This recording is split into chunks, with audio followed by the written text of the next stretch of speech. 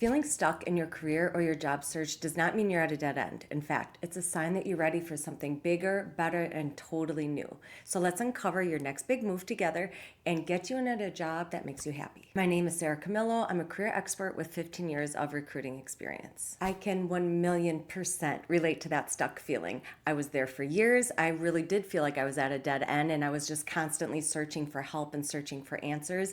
I did exactly what you're doing right now. I was watching videos. I was listening to other career experts, reading articles on the topic, just whining to all of my friends and family and hoping somebody would just give me the next step, tell me what to do, give me that secret formula to help me move forward. And I'll admit something, I bought a lot of lottery tickets at that time. I really thought I was going to hit the jackpot because I couldn't find any other way out. I was just completely lost. So spoiler alert, I did not win the Powerball. But here's the good news. I found another path and I know that you can too. So stick with me throughout this video and I will share options for you that will help you lose that stuck feeling. In this video, I'll be sharing advice to help you change your overall approach, remove that career advice overwhelm, and open your eyes to new career paths and even more.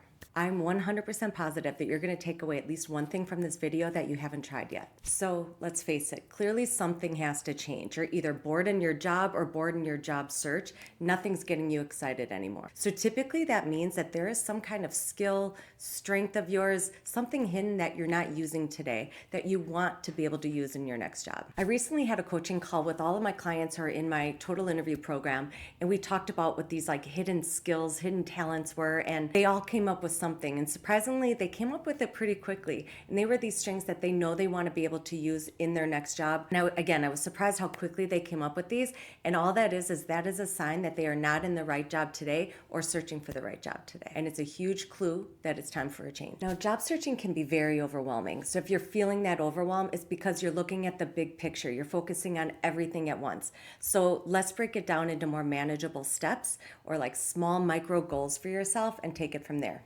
Ultimately, you just want that new job, right? You want that new job that you're feeling excited about every day. So let's get you there. Okay, starting with the basics. Maybe it's your resume. Maybe your resume is written in a way that is not really showcasing your overall accomplishments and what you're going to bring to a new organization. You want your resume to be a statement of just wow moments that you've had in your career so that when a recruiter reads it, they say, hey, hiring manager, you need to talk to this person. They did X, Y, and Z. Check it out. So if your resume is good, maybe it's your mindset. Are you going into an interview thinking that they owe you the job? There's a difference between feeling entitled and feeling confident.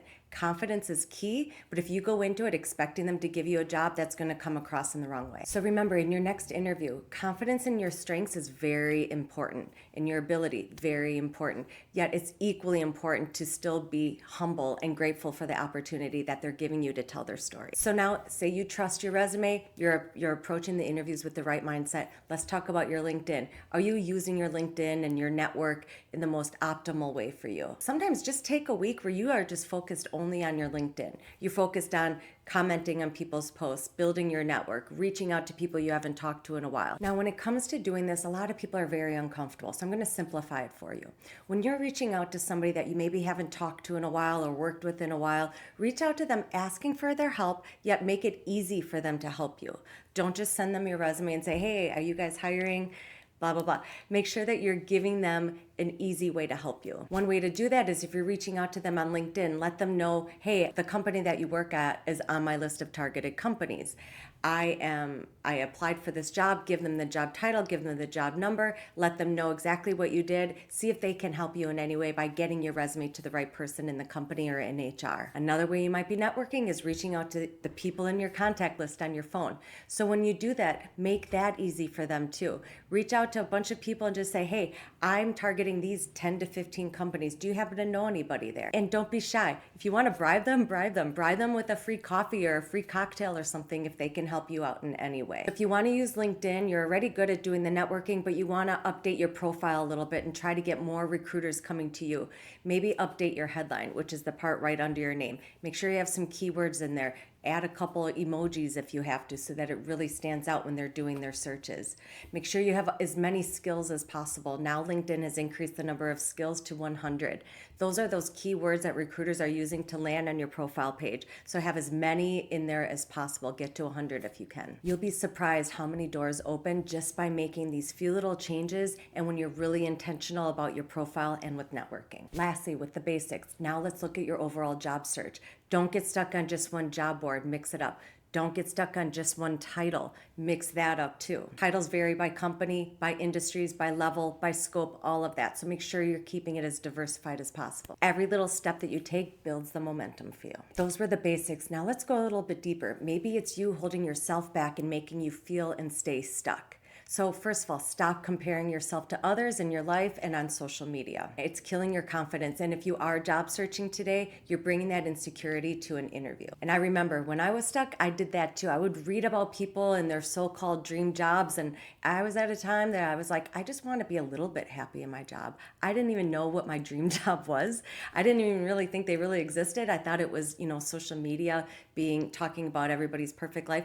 That is not the case. You can find a job that you're very happy in. And honestly, comparison is the thief of joy. So focus on your own journey, your own goals instead. All right, if you're working today, maybe you just need a small pivot in your career, some kind of change in your career to get you excited about it again and being able to use those skills that you're not using today. So if you like your company, but you just need a change, look into job shadowing other people within the company and in those departments that interest you. Ask to sit with somebody for a couple of hours.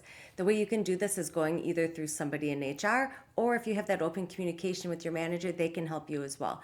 Your manager wants you to be happy. So have that communication with them. Let them know what you're kind of thinking about. Let them know about these skills they may not even know that you have, and take advantage of being at your company and being at a company that you like and see where that can take you. Doing this is a low risk way to just test new career paths as well. Next, this is a big one. Know your own strengths and value. So just because your current company or your most recent company didn't feel that you were ready for that next level, like a senior manager or a director, that doesn't mean other employers don't. You might already be working at that level somewhere else. So don't hold yourself back from applying. Don't let a job title hold you back in any way. Again, titles vary so much between companies. Focus on the talents and the strengths that you want to use in your next role. You may not even realize you're doing this, but so many people do it, especially people who are job searching today. It's very common.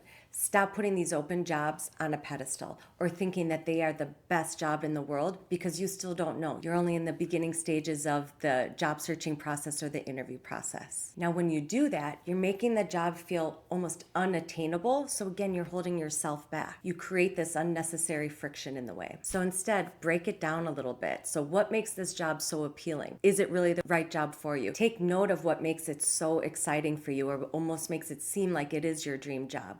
Take note if it's the responsibilities, if it's the company, if it's the lifestyle, whatever that is, take note of it. Take note of what's making you excited about it so that you can apply it for other jobs that you're searching for as well. When you do that, you're going to realize there are a lot of other jobs like that out there as well. It's going to make it more attainable for you, and then you're going to bring your true, genuine self to the interview process. So again, this stuck feeling does not mean you're failing in any way. It's a sign that you're ready for something new and bigger and better. So start with some of these little steps, see what you can identify that are ways that you might be holding yourself back, and then you'll be surprised how quickly things can change. Find a mentor, find a career coach, find somebody that can help you streamline these next steps for you. It's very easy to get overwhelmed with all the advice out there that you're reading about and listening to. So working with just one or two people will be better for you, so that you have a customized approach as well. Okay, that's it. So if this video was helpful, please like and subscribe so you're notified of future videos. Comment below with any other topics you'd like me to touch on in future videos as well. And I'll see you in the next one.